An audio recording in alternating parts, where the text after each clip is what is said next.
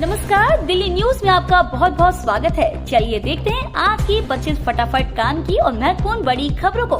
पर इससे पहले वीडियो को लाइक करना बिल्कुल ना भूलें। भारत ने 6 मेडल के साथ खत्म किया पेरिस ओलंपिक का अभियान। पेरिस ओलंपिक 2024 भारत के लिए काफी मिला जुला रहा। भारतीय एथलीट्स ने यहां कुल 6 मेडल जीते। कुल 117 भारतीय खिलाड़ी इस बार के ओलंपिक में हिस्सा लेने के लिए पेरिस पहुंचे थे। भारत के खाते में कुल 6 मेडल आए, जबकि 7वें पदक का फैसला आना अभी बाकी है। दरअसल विनेश फोगाट के डिस्क्वालीफाई हो जाने के बाद उन्होंने सिल्वर मेडल के लिए अलिफ दर्ज की थी, जिसका अभी फैसला आना बाकी है। इस तरह भारत के खाते में कुल 7 मेडल भी हो सकते हैं।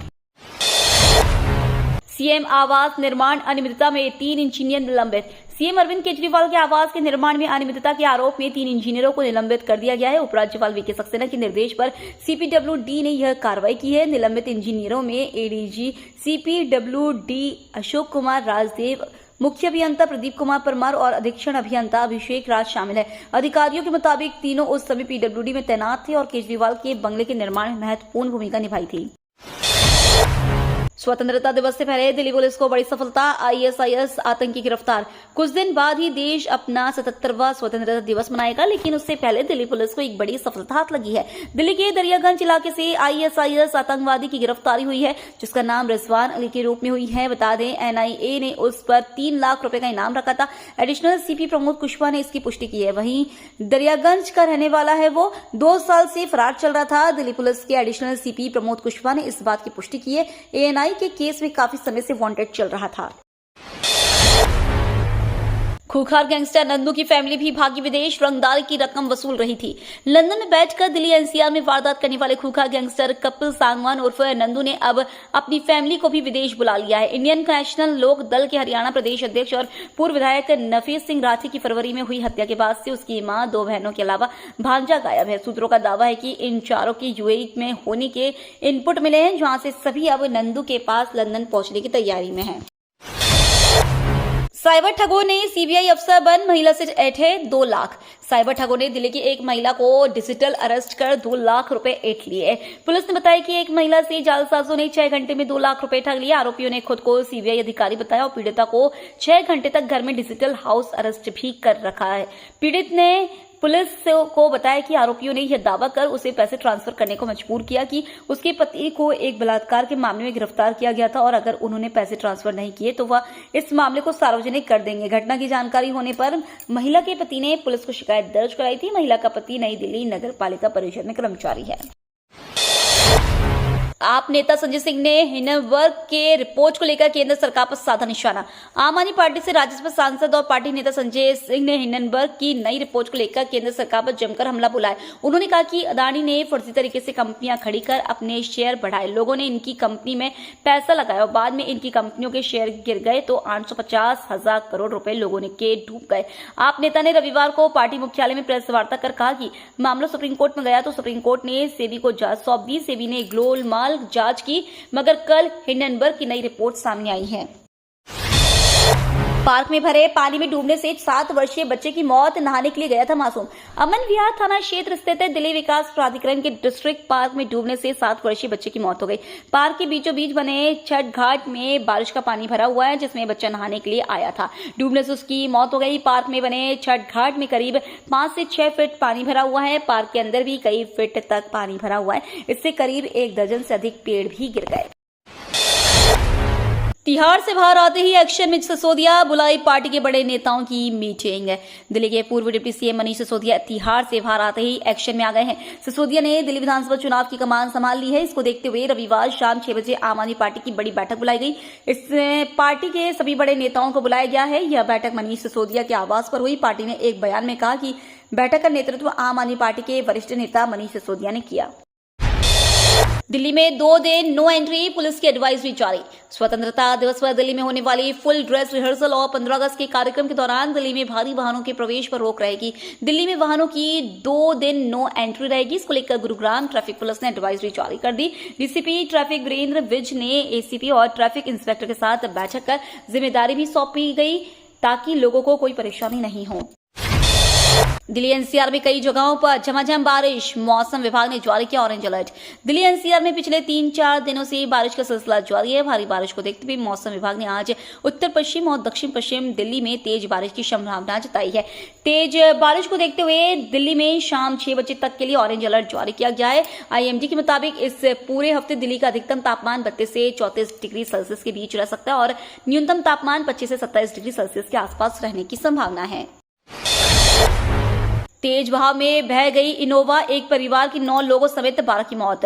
ऊना में रविवार को भारी बरसात कहर बनकर बरसी। लगातार 10 घंटे भारी बारिश ने ऊना जिले में 12 लोगों की मौत हो गई। 12 लोगों में 9 एक ही परिवार के हैं। वहीं 3 लोग औद्योगिक क्षेत्र में बारिश के कारण फैक्ट्रियों के रोड और दीवार गिरने से उसकी चपेट में आ गए। ऊना के टहलीवाल औद्योगिक क्षेत्र में भारी बरसात के कई औद्योगिक इकाइयां तबाह हो गई हैं। फैक्ट्रियों के अंदर हर तरफ पानी भर गया, कहीं छत उजड़ गया तो कहीं दीवारें गिर गईं।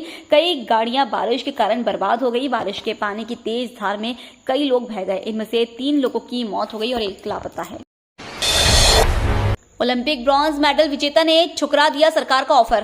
पेरिस ओलंपिक में मनु भाकर के साथ mixed team 10 metre air pistol event में ब्रॉन्ज मेडल जीतने वाली शूटर सरबजोत सिंह को हरियाणा सरकार ने नौकरी की पेशकश की। हालांकि उन्होंने इसे ठुकरा दिया।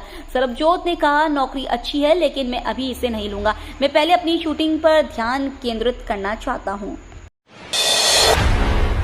विनेश फोगाट को मिलेगा गोल्ड, होगा भव्य स्वागत। विनेश फोगाट को लेकर बड़ा फैसला किया गया है। उन्हें गोल्ड मेडल दिया जाएगा। इसके साथ ही उनके हरियाणा लौटने पर भव्य स्वागत समारोह भी आयोजित किया जाएगा। सर्व खाप महापंचायत की तरफ से यह फैसला लिया गया है। विनेश को गोल्ड मेडल भी सर्व खाप की तरफ से दिया जाएगा। पेरिस ओलंपिक 2024 में विनेश गोल्ड मेडल का प्रबल दावेदार मानी जा रही थी, लेकिन फाइनल वाले दिन वह ओवरवेट होने की वजह से डिस्क्वालीफाई हो गई। जल्द गुजरात में शुरू होगी solar giga factory, Reliance industry ने सुनाई खुशखबरी। भारत की industrial power house Reliance industries ने वित्त वर्ष 2024-25 में अपनी पहली सौर गीगा फैक्ट्री स्थापित करने की योजना बनाई है। भारत के सबसे धनी व्यक्ति मुकेश अंबानी के नेतृत्व में कंपनी 2035 तक अपने संचालन में कार्बन तटस्थता हासिल करने की दिशा में काम कर रही है। रिलायंस इंडस्ट्रीज की वार्षिक रिपोर्ट के अनुसार कंपनी ने फाइनेंशियल ईयर 2024-25 के अंत तक अपनी और फोटोवोल्टिक निर्माण सुविधा के पहले चरण को शुरू करने और 2026 तक उत्पादन को बढ़ाकर 20 गीगावाट करने की योजना बनाई है। बांग्लादेश में जारी हिंसा से बिगड़े हालात, भारत में घुसने की कोशिश करते 11 को बीएसएफ ने पकड़ा। बांग्लादेश में तख्तापलट के बाद भी जारी हिंसा के बीच वहां के लोग पड़ोसी देश भारत में घुसपैठ की कोशिश कर रहे हैं। इस बीच सीमा सुरक्षा बल ने पश्चिम बंगाल, त्रिपुरा और मेघालय की सीमाओं से भारत में घुसने की कोशिश करते 11 बांग्लादेशी नागरिकों को गिरफ्तार किया है। बीएसएफ ने यह जानकारी दी है। पड़ोसी देश बांग्लादेश में चल रहे राजनीतिक संकट के बीच भारत ने बांग्लादेश से लगी सभी सीमाओं पर सुरक्षा अलर्ट जारी किया है। मोदी सरकार को धमकी देने वाला कट्टरपंथी गिरफ्तार। बांग्लादेश में अशांति के बीच अब भारत में कुछ ऐसी कट्टरपंथी ताकतें जो बांग्लादेश जैसे हालात भारत में भी देखना चाहते हैं। इस तरह की बातों के लिए सोशल मीडिया का भी सहारा लिया जा रहा है। इसी कड़ी में एक कट्टरपंथी शख्स ने मोदी सरकार को धमकी देते हुए सोशल मीडिया एक्स पर लिखा था कि श्रीलंका और बांग्लादेश तो हो गया, अब भारत का नंबर है। बरेली के रहने वाले इस शख्स के खिलाफ केस दर्ज कर गिरफ्तार कर लिया गया है। दिल्ली में बंद होंगे एमसीडी के 30 स्कूल, इसके पीछे बड़ी वजह। दिल्ली नगर निगम 30 स्कूलों को बंद करने जा रही है। एमसीडी 60 स्कूलों को मर्ज कर 30 करने का फैसला किया है। 9 अगस्त को जारी आदेश में स्कूलों के विलय की प्रक्रिया को जल्द पूरा करने, ज्यादा शिक्षकों और गैर शिक्षक कर्मचारियों को ट्रांसफर या एडजस्ट करने के प्रस्ताव जमा करने के निर्देश दिए गए। बीजेपी ने इस आदेश की आलोचना की है। विपक्ष के नेता और बीजेपी के पार्षद राजा इकबाल सिंह ने कहा कि स्कूलों के विलय से गरीब बच्चों की पढ़ाई पर बुरा असर पड़ेगा। बांग्लादेश हिंसा का जिक्र कर धनखड़ ने कांग्रेस पर किया बड़ा अटैक। कांग्रेस के कुछ नेताओं की बांग्लादेश के हालातों की तुलना भारत से की है। इस पर उपराष्ट्रपति जगदीप धनखड़ ने कड़ी आपत्ति जताई है। उन्होंने कहा कि कुछ लोगों की ओर से फैलाई जा रही यह बात बेहद चिंताजनक है कि पड़ोसी देश में जो हुआ वह हमारे देश में भी होगा। राजस्थान हाईकोर्ट के प्लेटिनम जुबली समारोह को संबोधित करते हुए धनखड़ ने कहा, इस देश का एक नागरिक जो संसद सदस्य रह चुका है और दूसरा जो विदेश सेवा में काफी कुछ देख चुका है, कैसे उन्होंने तुरंत यह बात कह दी कि पड़ोसी देश में जो हुआ वह भारत में भी होगा। नटवर सिंह के निधन पर पीएम मोदी और एस जयशंकर ने शोक जताया। भारत के पूर्व विदेश मंत्री और अपने जमाने की कद्दावर शख्सियत रहे के नटवर सिंह का देर रात निधन हो गया। वह कई दिनों से स्वास्थ्य संबंधी दिक्कतों से जूझ रहे थे। इसके चलते उन्हें गुरुग्राम के वेदांता अस्पताल में भर्ती कराया गया था, जहां उन्होंने 95 साल की उम्र में अंतिम सांस ली। नटवर सिंह के निधन पर पीएम मोदी और एस जयशंकर ने भी शोक व्यक्त किया। मोदी ने नटवर सिंह के कूटनीति और विदेश नीति की प्रशंसा की, तो वहीं विदेश मंत्री एस जयशंकर ने 2005 के भारत अमेरिका परमाणु समझौते में उनके योगदान को याद किया। हिंडनबर्ग रिपोर्ट को लेकर कांग्रेस नेता सुप्रिया श्रीनेत का बड़ा आरोप।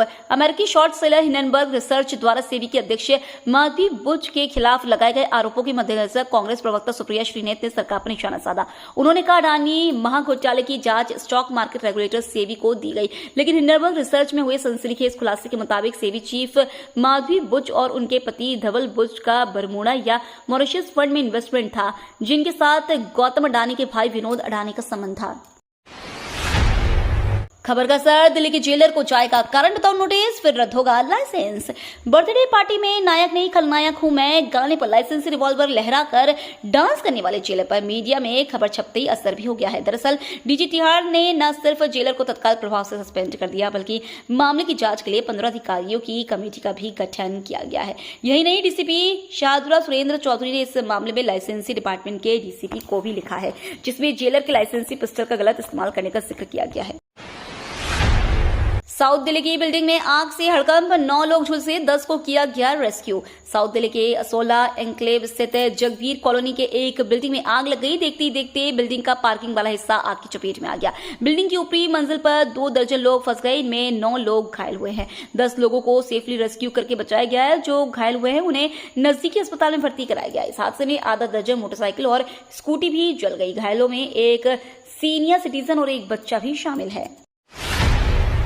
बाइक और स्कूटर चलाने वालों के लिए चेतावनी, 1 सितंबर से लागू हो रहा यह ट्रैफिक नियम।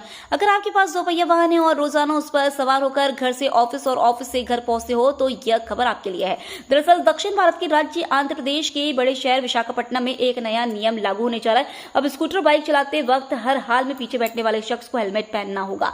मोटर व्हीकल एक्ट के तहत पीछे बैठकर स्कूटर पर यात्रा करते वक्त हेलमेट लगाना अनिवार्य है, लेकिन देश के अधिकांश हिस्सों में इसका पालन नहीं होता है। टीवी सोमनाथन बने भारत के नए कैबिनेट सचिव, 30 अगस्त को संभालेंगे पदभार। 1987 बैच के तमिलनाडु कैडर के आईएएस अधिकारी टीवी सोमनाथन को भारत का अगला कैबिनेट सचिव नियुक्त किया गया है। वह 30 अगस्त को अपना पदभार संभालेंगे। पदभार ग्रहण करने की तारीख से लेकर कैबिनेट सचिव का पदभार संभालने तक वह कैबिनेट सचिवालय में ऑफिसर ऑन स्पेशल ड्यूटी के रूप में काम करेंगे। मौजूदा कैबिनेट सचिव राजीव गौबा की जगह लेने जा रहे सोमनाथन फिलहाल केंद्रीय वित्त सचिव और व्यय सचिव के रूप में कार्यरत है। राव जेवन्यू में बनेगा 427 करोड़ से नया जिला न्यायालय कॉम्प्लेक्स। दिल्ली के जुडिशियल इंफ्रास्ट्रक्चर को बेहतर बनाने की दिशा में दिल्ली सरकार ने बड़ा कदम उठाया है। इस दिशा में सरकार राव जेवन्यू में नया जिला अदालत परिसर बनवाएगी। वित्त मंत्री आतिशी ने खर्च एवं वित्त समिति की बैठक में 427 करोड़ की लागत वाली इस परियोजना को मंजूरी दे दी है। वित्त मंत्री आतिशी ने परियोजना को लेकर संबंधित विभागों को आदेश दिए हैं कि एक विस्तृत टाइमलाइन तैयार कर तेजी से इसे पूरा करने की दिशा में काम किया जाए। इस विषय में साझा करते हुए वित्त मंत्री आतिशी ने कहा कि जल्द और सुलभ न्याय हर भारतीय का मूल अधिकार है और यह तभी संभव है जब न्यायालयों में पर्याप्त इंफ्रास्ट्रक्चर उपलब्ध हो। ये तो थी आज की बड़ी खबरें। रोजाना ऐसी सबसे पहले अपडेट पाने के लिए चैनल को सब्सक्राइब करना बिल्कुल ना भूलें। धन्यवाद।